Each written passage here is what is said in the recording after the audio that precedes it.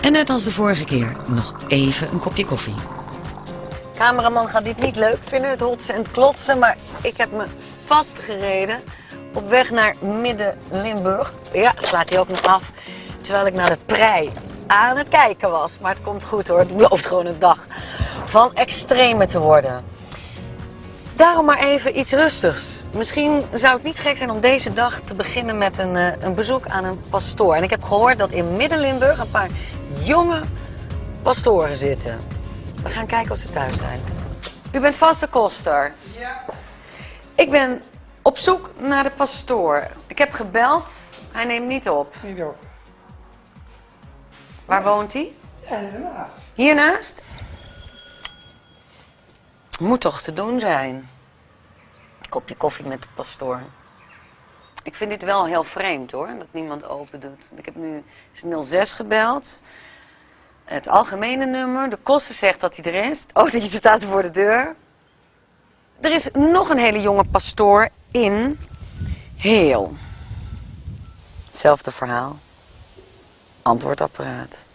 Nou, ik dacht dat hij altijd bereikbaar zou zijn. Zoiets als een 112-nummer. Helaas. Maar ik heb iets op de achterbank. En anders ben ik bang dat het derft. Het is een pannetje met zoervlees. Dat heb ik meegenomen van Café Chic. Het wordt gemaakt van veulenvlees. Er gaat dan ontbijtkoek in, stroop in, azijn, laurier en kruidnagel. Iets typisch Zuid-Limburgs. Nou, ga maar gewoon op spontane wijze kijken met wie ik dat pannetje ga leeg eten. En of ze het lekker vinden hier in Midden-Limburg. Goedemorgen. Is geen... Oeh! Oh, wat erg. Hebben jullie honger? Oh, honger, ja. Is nou eigenlijk vroeg, hè? Het is nog wat aan de vroege kant, maar ja, als je al om 6 uur 's ochtends begint, dan is je best een warme hap.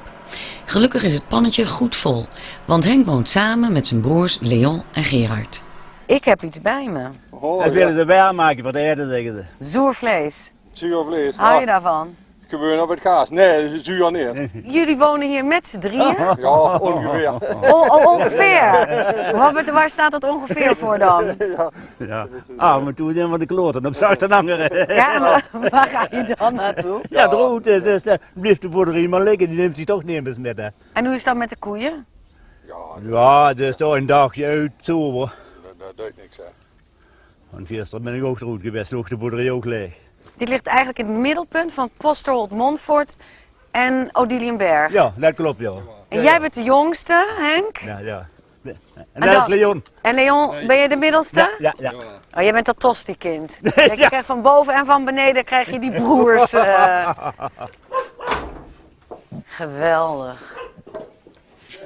Dit is leuk. Super. Oh, wat lekker warm. Ja, de kachel nog aan, ja. Overlepen. Je hebt een oude lepel. Ja, de houteren, ja. Hij is schoon. Nee. Ik hoef dat dan niet te dat ik het reuren. Is het nou een keuze geweest om de boerderij met z'n drieën te bestieren? Of liep het leven zo? Ja, dit is toen gelopen hoor. En wie kookt er? De kachel, hè. Nee, wie? Ja, ik, ja. Jij kookt. Ja, maar Ik wil gewoon eens weten. Ja, de kachel. Wie doet... En waren en ding halen en Winkelen. wassen. En zo. Wassen? Ja, winkelen, ja. Dus jij bent eigenlijk de vrouw in huis? Ja. Hey, en jullie ouders woonden hier? Ja. Ja, door. Pap en de mam. Papa en mam, ja. En dan had je nog een zusje. Ja. En dan nog een broer? of Ja, niet? maar dat is dood. Sinds wanneer? Wordt al lang dood.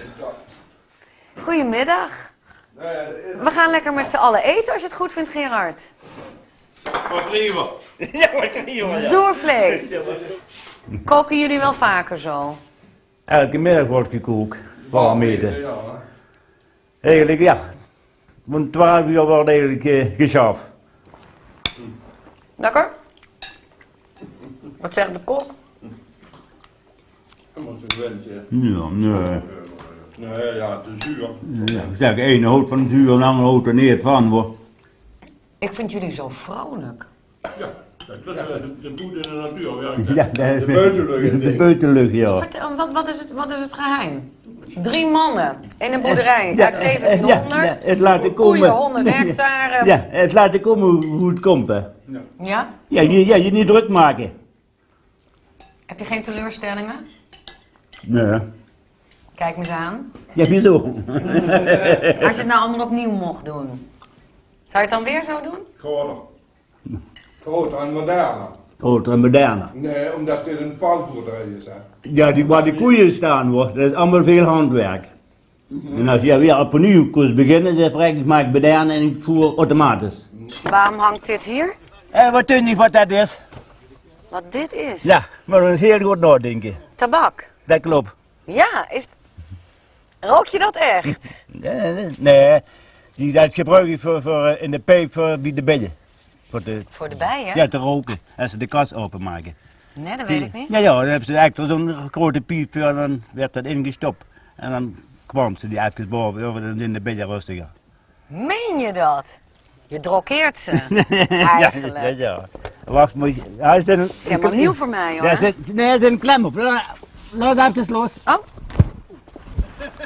Ja, zo. spannend dagje. Ja. Oh. Ja, er zijn al grotere kalveren, ja. Oh, dat vind ik Die is al leuk. 2 maandjes, ja. Wat is nou jullie karakter hier? Ja, het karakter is, ja. Vroeger dacht ze, in de zandboer was niks geteld, hè. En een zandboer was niks te Ja, tellen. dan zie je zandje en tegen het zuiden is, ja, de kleedboer. Ja. Ja, dan weer meer kilo's en de zandboer hij niet zoveel kilo's wordt. Maar ja, soms doet de zandboer ook niet onder van de kleeboeren.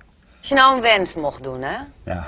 En het mag alles zijn. Ja. Wat zou jij je dan wensen? Ja, ik weet het ook niet. Ik heb het nu gehoord, zag een andere. Het is goed zoals het is. Ja, ik dacht het wel, joh. Ik ben gewoon confuus. Je zomaar zo'n ontmoeting kunt hebben met 3 echte Limburgse vrijgezellen midden in het bos en op een houtkachel het soervlees van Café Chic staat klaar te maken. Waanzin. Ik wilde naar Midden-Limburg, want deze weg die heb ik heel vaak gereden en die staat eigenlijk bol van de erotiek. Hier wordt echt bordelen en sekshuizen helemaal te kust en te keur. Dus niet alleen maasplassen, mais en veehouderijen in Midden-Limburg, maar ook erotiek. Ik wil weten hoe dat kan en welke rol het speelt hier in Limburg. Daar is een soort van erotheek. Daar zou ik erachter moeten komen hoe het met de erotiek in het katholieke Limburg gesteld is. Daarom ga ik nog maar even eerst de pastoor bellen, want als ik daar eenmaal geweest ben, dan durf ik dat natuurlijk niet meer. Met de clubs, dat wilde niet zo lukken. Maar een erotheek in Weert is voor iedereen toegankelijk. Dus ook voor ons. En om maar meteen met de deur in huis te vallen, waarom is erotiek in Midden-Limburg nou zo zichtbaar? Ja, Napoleonsbaan is een hele drukke weg. Ja. Dat zal het zijn. En als je ook de zaken bij elkaar zet, trekt dat ook mensen. Limburgse vrouwen, die komen dit eens kopen? Gelukkig wel. Wat voor Limburgse vrouwen? Alle Limburgse vrouwen. Nou, ik niet. Dan wordt het eens tijd. Maar Fred, je bent geen Limburger. Nee. Ben je nou hier gekomen om dit te verkopen of heeft een ander gevoel je hier gebracht? Nee, dat is puur toeval. Hoe dan? Mijn vader woonde in Limburg. En zodoende ben ik hier komen wonen. Waar woonde je vader dan in Limburg? Hij is hier getrouwd. Met een Limburgse. Met een Limburgse. En je hebt 2 kinderen? 2 kinderen. Spreken die dialect? Die spreken tegen ons Nederlands. En tegen de vriendjes en vriendinnetjes spreken ze dialect. Het is natuurlijk toch wel een beetje spannend om dit te zien. Maar misschien is het ook niet gewoon een soort biechthokje? Nou, biechten doe je volgens mij met z'n tweeën. Ja? Ik ben niet katholiek, maar volgens mij doe je dat met z'n tweeën. En dit mag je helemaal alleen mag je doen? helemaal alleen doen. Oké, ik wil echt koffie nu. Toen jij hier kwam wonen, wat viel jou toen op als eerste verschil? Of iets van, jeetje Mina, dit is wel totaal anders dan bij ons. Dat er iedere week een feesttent stond. Iedere week een feesten. Niet te geloven. Ben je ook lid geworden van verenigingen? Ja. Ja? Van welke? Ik zit bij de tennisvereniging, ik zit bij de Spakers. Vroeger zat ik bij de fanfare. Bij de fanfare? Wat voor instrument speel je dan? Ik speelde trombone en trompet. En de Kijken. taal, was dat niet een probleem in het Het begin? was een drama. Een drama. Hoe heb je het je eigen gemaakt? Ja, gewoon door te proberen. En ja, je moet wel, je hebt niet zo heel veel keuze. Maar kent zich platkallen dan? Dat maakt me gewoon niet goed met je. Oké. Als je nou mocht kiezen op je grafsteen, uiteindelijk. Hier rust onze Amsterdamse Freddy Boy. Of hier rust onze Limburgse Fred. Wat wordt het dan? Limburgse Fred. Oké, zullen we daar dan eentje op drinken? Heel graag. Wat drinken we? Kijk, een echte Limburger drinkt shoes. Dat is jou toch niet te Shoes? vertellen? Tuurlijk. Nou, doe met jou een shoes. Ik vraag me af hoe het katholieke Limburg tegen zijn werk aankijkt. Kijk, als ik iemand voor de eerste keer ontmoet, zeg ik dat nooit.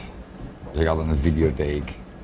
Maar als ze je wat langer kennen en ze kennen je als persoon, dan maakt dat niks meer uit. Tuurlijk zullen er altijd mensen zijn die je nawijzen, maar die doen het nooit rechtstreeks. Om een voorbeeldje te geven, bij ons in de stamkroeg vroegen ze op een gegeven moment of ik het tennisteam wilde sponsoren. Ik zei, jongens, dat doen we. Ik zeg, maar dan spelen we wel met La Duchesse Roze. Ja. Carnaval, wat betekent dat voor jou? Fantastisch. Ja, verkleed je Helemaal je? het einde, ja. Mijn vrouw gaat 3 dagen weg, die wil het niet meemaken. En wat Die doe gaat jij? weg. Ik blijf daar. Je gaat volledig ten onder. Helemaal. Ja? Helemaal. Afgelopen jaar heb ik ziek op bed gelegen. En echt ziek, dat die jongens ook allemaal zeiden van als Fred met carnaval op bed ligt, dan is hij Dan echt is ziek. hij echt ziek. Normaal gesproken nemen ze je altijd in de maling, maar deze keer waren er zelfs een paar die medelijden hadden. Enigszins opgewonden rijden we terug naar Posterholt. Ik hoop dat hij deze keer er wel is hoor. Hij zei aan de telefoon dat we om 5 uur terecht konden. Ik denk dat er een feestje is. Ik denk dat er een feestje is. Meneer Pastoor, ik was bang dat ik u nooit te pakken zou krijgen. Ja, het is toch gelukt uiteindelijk. Zaterdag, zondag, waar was u? Ik ben zondag bijvoorbeeld de hele dag bij de heiligdomsvaart geweest, de zusteren. Het was een feestje vandaag, hè? 50-jarig bruiloft. Ja. Dan vraag ik me af, u heeft natuurlijk heel vaak inzegeningen. En dan, dan heb je natuurlijk de vraag van, belooft gij elkander trouw? Ik weet niet hoe die vraag nu Ja. gesteld wordt. Denkt u dan niet vaak van, hoe serieus moet ik dit nog nemen? 1 op de 3 mensen die gaan scheiden. Ik kan niet altijd in hun hart kijken, dus ik ga ervan uit dat ze dat echt menen. En ik denk ook dat ook de bruidsparen bij wie het na jaren misgaat, dat die toch op het moment van trouwen niet de intentie hadden van, we doen het voor 5 jaar. Oké, ze komen, ze gaan trouwen, beloven elkander trouw. Er komt een kindje. U heeft ze tussendoor waarschijnlijk nooit meer in de kerk gezien, of weinig hè? Misschien zeg ik het heel gechargeerd, maar Ja. weinig. En opeens komt het kindje er en er moet een communie komen. Heeft u niet zoiets dan ja, het gaat alleen nog maar om de uiterlijke verschijnselen hiervan? Ja, voor een deel vieren we ons geloof ook met uiterlijke verschijnselen. Hè? En ik weet intussen dat, daar ben ik realist genoeg voor, dat voor een aantal mensen die zeggen ook van ja, gelovig zijn, dat betekent voor mij op die momenten het samen vieren. Ja, en dan denk ik, die mensen zijn, ja, is ook goed. Maar u wilt toch uw zijn kerk ook welkom. Natuurlijk wil ik meer en verder. Ja. Maar ik denk dat als je 100 mensen op een rij zet, dat is allemaal verschillend. Maar dan wil ik niet zeggen van, ja, diegenen die alleen maar voor het feest komen, die mogen de tent verlaten. Dat gaat me te ver. Nee, dat gaat ook niet werken. Het is eigenlijk heel generaliserend. Is het logisch dat je op zoek gaat naar een partner? En u heeft dan op een andere manier een partner Ja, gevonden. Maar hoe? dus voor mij is dat niet logisch dat ik op zoek ga naar zo'n partner. Ja, maar wanneer voelde u Maar dat? voor mij is dat... Dus je kunt het alleen maar voelen. Dus het niet gehuwd zijn van een priester kun je alleen maar begrijpen als je ziet dat een priester Christus wil navolgen. En maar wanneer start dat proces? Op je 12e, 15e, 17e? Dat is denk ik gestart bij mijn leven. En dat is geen bliksemschicht geweest, maar dat is zoals het leven gaat. Op een gegeven moment voel je dat. En dat kun je vergelijken met waarom voel je dat je met die ene wil trouwen. Maar als je zegt van ik voel dat niet, hè, en als je denkt van ja goed, ik wissel nogal eens om de 10 jaar, want dat is tegenwoordig ook een beetje zo van, ja, dus Het leven gaat ook zo snel. Ik geloof dat ik een keuze heb gemaakt en daar wil ik trouw aan blijven mijn hele leven. Ja. En dat wil niet zeggen dat het alle dagen Efteling is hier. Ik zie hier niet storen. Daar valt meteen mijn blik op. U heeft het natuurlijk heel druk. Ja, dus ik woon in een huis met een inwonende huishoudster. Ja. Die zul je daar ook wel zien. En hier is ook een proggebrood in huis. Dus af en toe denk ik van, nu wordt het me te veel. Of nu moet ik gewoon wat voorbereiden en dan wil ik niet gestoord worden. Dan gaat dit ding op de deur en dan is de pastoor niet thuis. Voor niemand. Oké, wij zijn nu even niet thuis. Heeft u een genotsmiddel? Een genotsmiddel, een glas wijn, is dat een genotsmiddel? Ja? Ja. Zeker. Ja. Maar meneer pastoor, en als het er 3 zijn, dan is het wel zeker een genotsmiddel. Nee, die zijn het niet. Oh, die zijn er niet. Wit of Nee. rood? Rood. Ja? Ja. Ook nog een bepaalde streek? Nee, want daar heb ik geen verstand van. Ik zou niet weten, die haal ik hier bij de plaatselijke wijnnegotier. Maar ik zou, als je me nu vraagt hoe die heet, weet ik het niet. Nee, maar het waren er 6 voor... Ja. Nee, ik bestel ze, breng ze met de dozen in de kelder. Oh ja? Ja. Eet u er chips bij? Nee. Ik heb wel een huishoudster die graag chips eet en dan daar wordt mij wel eens gevraagd van, heb je ook zin in een bak chips? Maar nu heb ik, dat kan ze dadelijk beamen, nu heb ik laatst tegen haar gezegd van, ik zeg, nou laat dit eens achterwege, want ik zeg dan te gemakkelijk ja, maar eigenlijk hoef ik het niet. En dan kan ik op de weegschaal staan en dan gaat het niet de goede kant op. Je staat ook op de weegschaal. 1 keer in de week? 2 keer in de week. Sporten? Ja, dus ik ga iedere maandag, probeer ik dat, 1 uur te zwemmen. Ijdel? Nee, kan ik niet van mezelf zeggen. Nee? Nee. Een hele andere vraag. Bent u altijd in functie of heeft u ook momenten dat u gewoon echt lekker kunt ontspannen met vrienden? Donderdag bijvoorbeeld, dat is zo'n dag. Daar ben ik er gewoon niet. Of dan ga ik met haar eens naar Sittard. Dan moet er iets gewinkeld worden. Of ik ga naar kennissen, naar vrienden, naar familie, naar sporten. Het kan van alles zijn. Van alles, maar in ieder geval, echt vrij. dan wordt ook geen telefoon hier opgenomen. En nou ja, dan ben ik er niet. We gaan een kopje koffie drinken. Ja, is goed. En een koekje. En een koekje erbij. Het is 6 uur, zelfs voor de pastoor al laat voor zijn boterhammetje. Ik ga even een lekker Limburgs frietje scoren. 1 friet met. Helemaal lekker. Met veel mayo. Ik zei het vanochtend al, hè, dat het misschien een dag van heel veel extremen zou worden. En toen had ik het over het weer. Maar de mensen van vandaag was ook wel echt heel extreem en bijzonder. De pastoor, een hele warme man. Ja, de man van de erotheek. Volgens mij is hij gewoon helemaal Limburger hoor. Misschien wel meer dan wij met z'n allen bij elkaar. En die 3 vrijgezellen in het bos. Nou, ik heb niet eens woorden voor. Een super ontmoeting. En volgende week gaan we er weer op uit. Om op zoek te gaan naar Limburgs gevoel.